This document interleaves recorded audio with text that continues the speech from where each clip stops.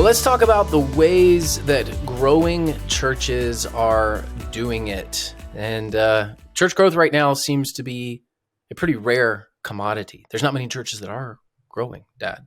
That's true. It'd be fun to talk about. Yeah.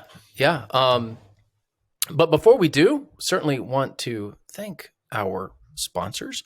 The first of which is Tyndale, who has been a truly incredible partner for us. And we want to tell you about a book that they have out, Confessions of a French Atheist by Guillaume Bignon. And I think I pronounced that right. Guillaume, if I pronounced your name wrong, email me, sam@churchanswers.com, and I'll be glad to correct myself on the next episode, give you an extra plug for your book. I do know one other language barely, and that's Spanish. So anytime I say a word in another language, it comes out Spanish. But Guillaume was a French atheist who grew up in a country that had little use for God, and he had no earthly reason to follow Jesus. But God himself was at work when Guillaume decided to prove that Christianity was wrong to his new girlfriend, a woman he'd met seemingly by chance on vacation in the Caribbean. So this is a fascinating story. What was the result? Well, today, Dr. Guillaume Bignon is a dedicated Christian theologian, a well-respected apologist, and a frequent guest on radio and in-person debates with atheists. And after his improbable conversion from atheism to Christianity, he earned a master's in biblical literature and a PhD in philosophical theology. His conversion story has attracted more than 300,000 views on YouTube, and his new book, Confessions of a French Atheist, released this summer. You want to get this one, Confessions of a French Atheist. Check out the link in the show notes. This sounds like a very good book. Glad to tell you about it. It sounds really, really good. Before you get to the content of growing churches, I happened to hear about your interview that you did on our sister podcast with EST with Church Growth Services. And I was excited. They really have a plan for stewardship for everybody. I mean, for the rest of us. Yeah, Mike Stottlemyre joined us on est.church. So you can go to est.church and check it out. Mike's a great partner of ours. He's the president of Church Growth Services, and he was talking about generosity. So thank you for the plug for my podcast, Dad. I do have two. That was a good interview. And since Mike is such a good friend, and since we're talking about growing churches, Church Growth Services just came to mind. I want to congratulate you on that good one and to thank him for what he's doing in his ministry. Indeed. So let's talk about this. There are some churches that are growing out there, and every person who joins your church is a unique story of God's grace. These individual stories are important and they should be celebrated, but from a statistical standpoint, there are four main ways that churches grow. We're going to talk about this, and we're going to discuss how your growth occurs through conversion growth, transfer growth, biological growth, and demographic growth. I'm sure you've... You know what I like about this, Sam? What's that?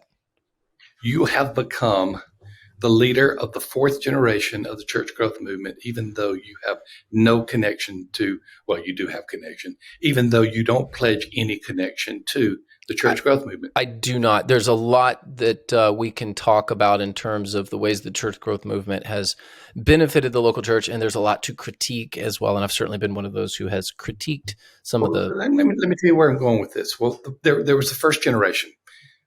Really, it was just Donald McGavran, 1955, when he wrote Bridges of God. Then there was the second generation, which would include the missiologist Ralph Winter, the Sunday school guy, Elmer Towns, the heir apparent, Peter Wagner. There was that generation. Then I came along, and I was considered part of the third generation. I'm not going to get into any of my background. You're really part of the fourth generation. Every one of those generations have defined these typologies or classifications of church growth, and you are defining it differently this time. Some of them are nuances, and some of them are absolutely different categories. You did not know that you were doing that. I bet you did not know, but you are redefining the categories of church growth, and I like it. Well, that's what millennials and Gen Zers do. We redefine words, right? I'm deconstructing the church growth movement. Not exactly. That's a joke. That's a joke. Please, this is no one take me seriously on that one. This is really helpful. Very, very helpful. Yeah, and I think it's important for. And I'm going to tell you as you go through these where you are alike in the original classifications and where you have gone differently for the better. Okay. Well, and I'm glad to be critiqued as well. So if anyone, there's no critique here except there's the critique, I should say, is an affirmation. This is the best classification that I have seen in the 4 generations. It's better than my classification. Well, I'm glad to hear that. I'm also going to invite the listeners to chime in if they have anything they want to say to me about this episode. You can comment, or just hit me up on the Twitters and say you're an idiot. Hey, I've got a funny story about asking people to call me not an idiot, but a dummy. Okay. So I did a giveaway on EST, a book giveaway, and I underestimated how many people wanted a free book. And I told the listeners on the EST, send me an email and say, give me a free book, dummy. And they actually had people emailing me, I want the free book, dummy. And it was glorious.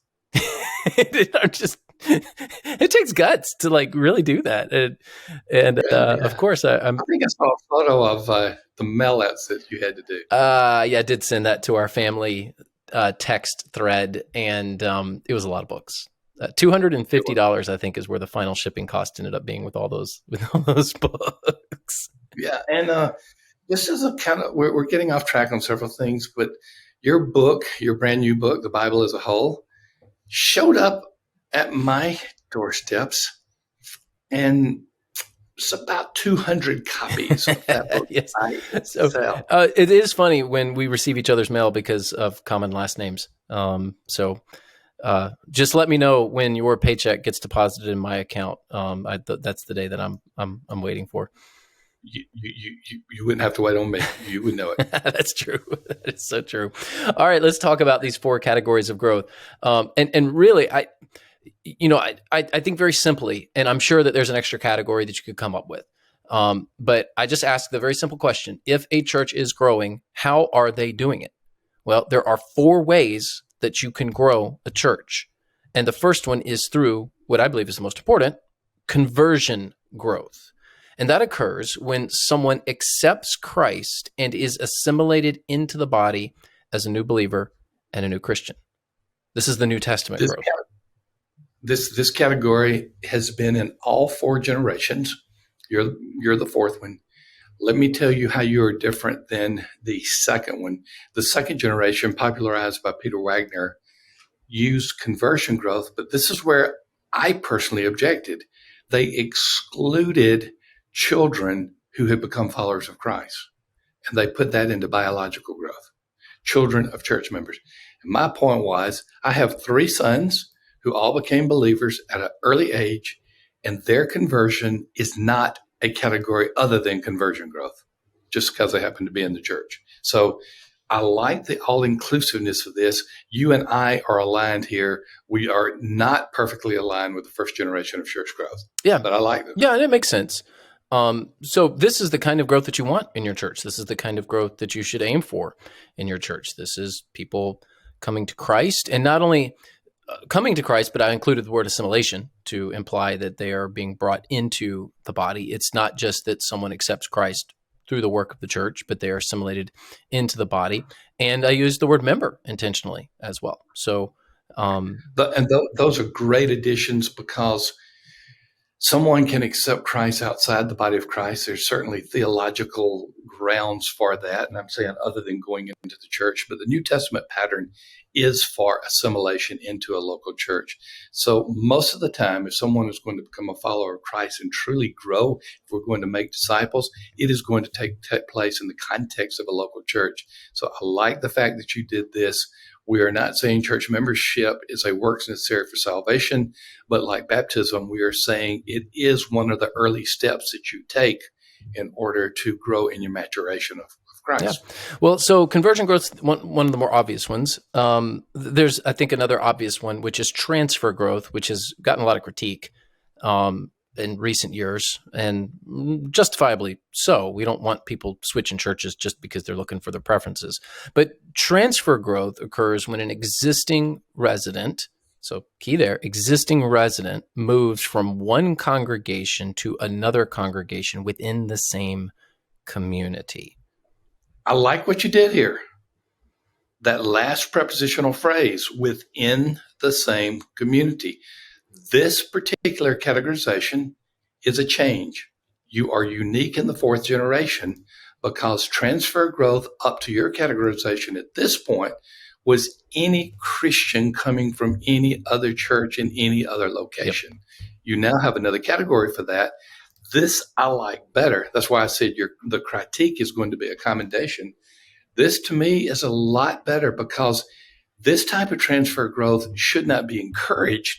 Whereas if someone's moving out of the community, from another community, you certainly want to get them involved in a church. So it's not the circulation of the saints. It's not people bopping from one church to another. It is people who are, transfer growth is existing residents moving to another congregation. That is circulation of the saint, but you have another category which is not. Correct. So I'm trying to make yeah. So I'm using transfer growth somewhat negatively here. Yes. And there will be times to leave a church and go to another church in the same community. If a church changes a doctrinal statement and all of a sudden you find a major doctrinal statement for sure. Yeah, you believe in the exclusivity of Christ, and all of a sudden the church says they no longer believe in the exclusivity of Christ. Well, my recommendation to you is to go to a church in your community that holds to the exclusivity of Christ. There are certain doctrines that are worth leaving a church over. And in that case, I think transfer growth would be good. But I'm using it here where most of the time it's not beneficial for an existing resident to move from one congregation to another within the same community. We've had a few people at our church leave because parents are aging and they want to attend with their parent at another church in the community. The parent can't even get to church without the help of a son or a daughter. In this case of very elderly parents. I think that's a case of, okay, I get it. I understand why you would move your membership, to use kind of a Baptist term there, move your membership to another church in the area because you're going to be with family and your elderly parents or your elderly mom or elderly dad need your help. So there are times for transfer growth, but in this case, I think most of the time it's not beneficial for an existing resident to move from one congregation to another within the same community. But just one more word about this.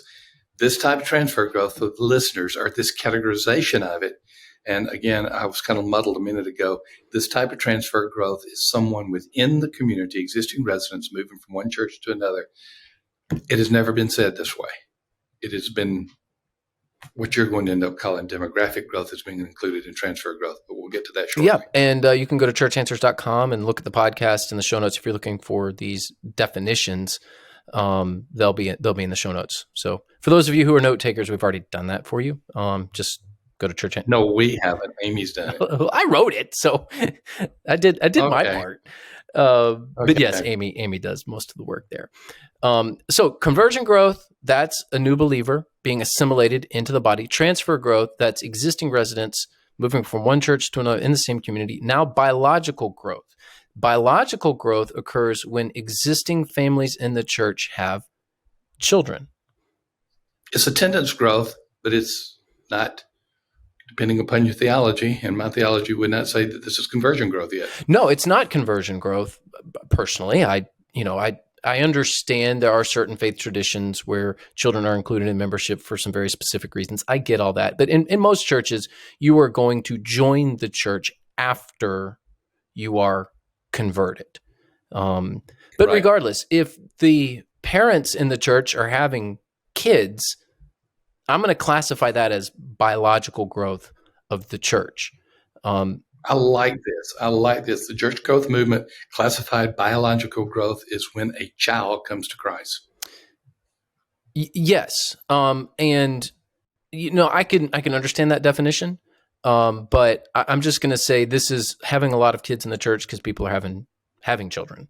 Yes. And at our church, for instance, we've dropped the average age in our church. I don't have to do a study to know exactly, but probably 20, 25 years in my 7 years at West Bradenton. I've seen it and happen. 35% of the congregation is now 18 and under.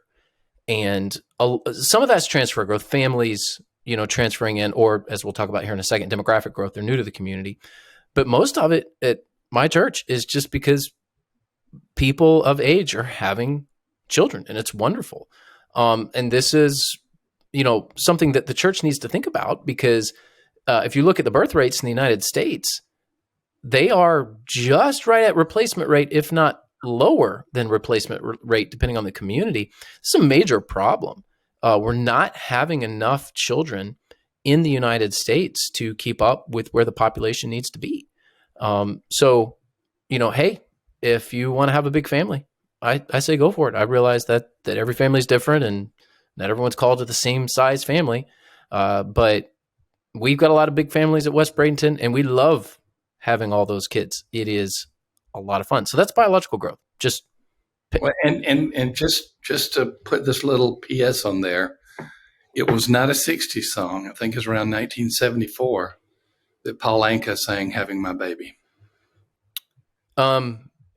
Is that a proper way to think about biological growth in the church, Dad?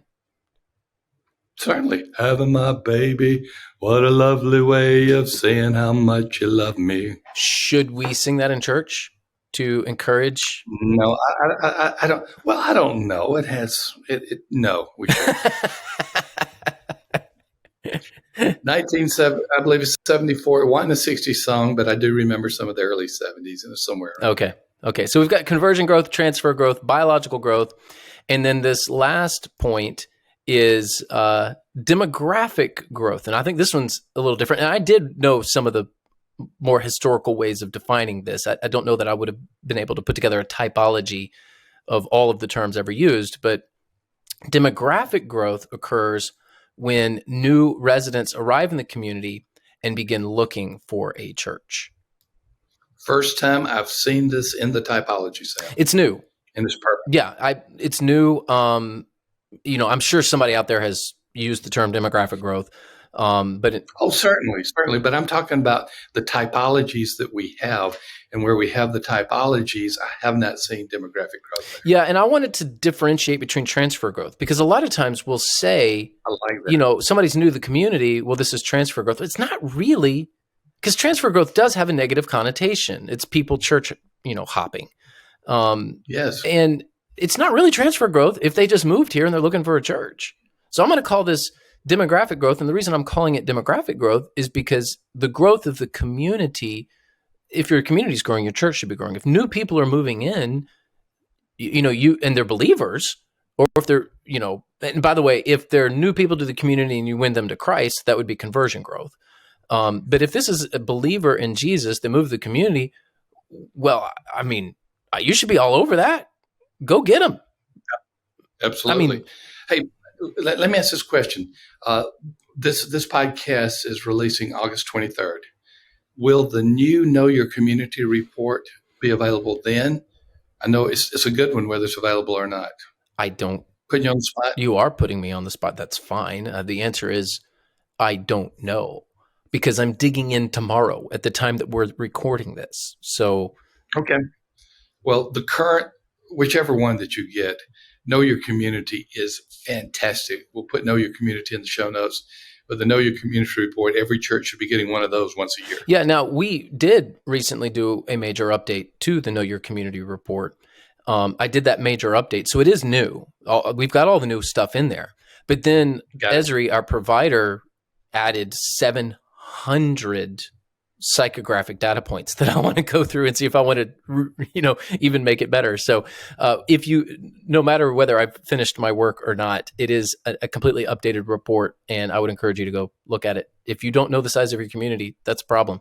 If you don't know your community is growing or not, that's a problem. And that's something that we put in the Know Your Community report. So there you've got it. The 4 different ways that growing churches grow: conversion growth, transfer growth, biological growth, and demographic growth. And I'll put a little capstone on this and say, you can grow through these different channels and still be in decline, because people pass away, they move away, and they transfer out. And if you're looking at attendance growth, their attendance frequency declines or diminishes or goes away. Yes. Yeah. And that's the other way that churches decline. We've talked about that ad nauseum. That Not ad nauseum, many times. I use yes. I just like saying ad nauseum because it's a fun term. We've talked about it Yeah. so much that makes Ad people. nauseum, perpetual puking. Well, They're all kind of ad nauseum synonyms. means that you've talked about this so much that you're making me nauseous. That's kind of. I know. That's what I said, perpetual puking. It's just, okay. I'm not going to go there. Well, Sam, you have created really what I think is the paradigmatic typology for church growth now. And I'm going to start using the four as you define them. This is more than just another podcast. This is one of those paradigmatic moments. It is really, really good. I looked at this and I said, the boy's really bright. He really got this down. And I know that we didn't even discuss it, that I saw it and you'd already created it. Yeah. I mean, if it's helpful, that's what we want to do for our listeners. So 4 different ways of thinking about church growth. The church growth movement is not dead, Dad. It is still alive. Just a whole new form of it thus far. Speaking of things that will help your church, we are so grateful for Logos Faith Life. We went into partnership with them several weeks ago, a few months ago, and we are delighted. According to a recent survey, 30% of evangelical churchgoers want more in-depth teaching. If you want to go deeper in the Word, Logos is the Bible study platform for you.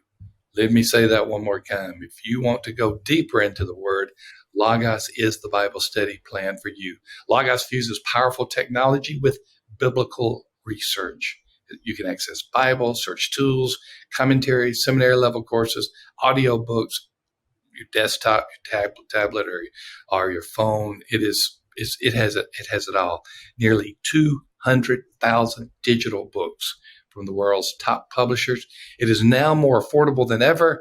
Hey, get started for just $49, and you can go to logos.com/church answers, or you can click on the link in the show notes.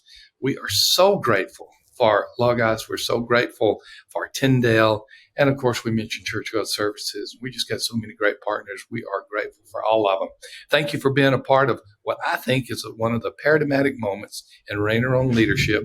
I don't know how many episodes we are into this, but I can say this one I'm going to mark with both a check mark and a star, and keep on coming back. And we'll help you learn how to get your church healthier as we work in the power of the Holy Spirit together.